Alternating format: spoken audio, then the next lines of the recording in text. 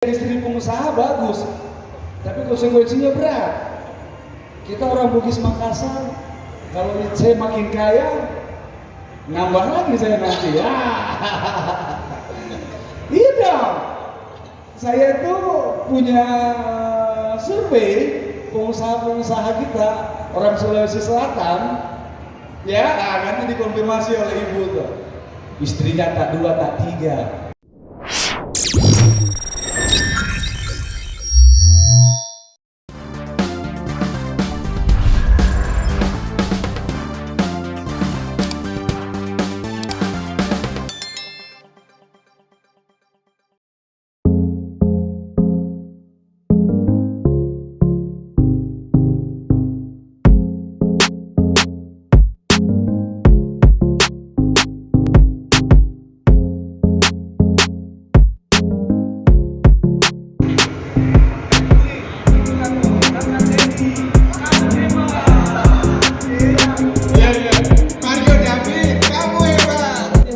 Perempuan mau jadi istri pengusaha, hore.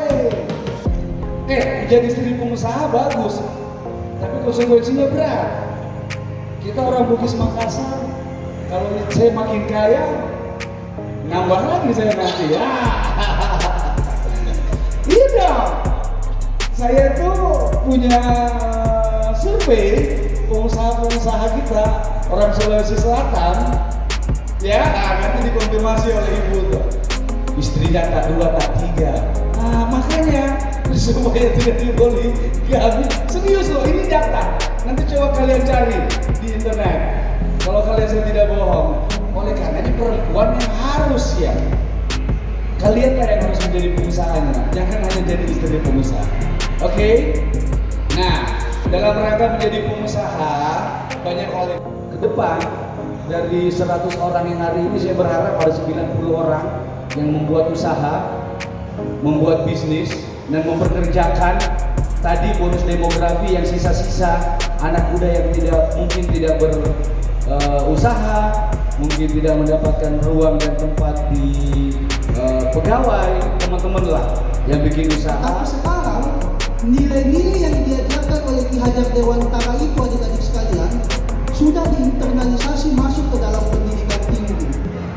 Jadi sekarang kita mengenal yang namanya merdeka belajar.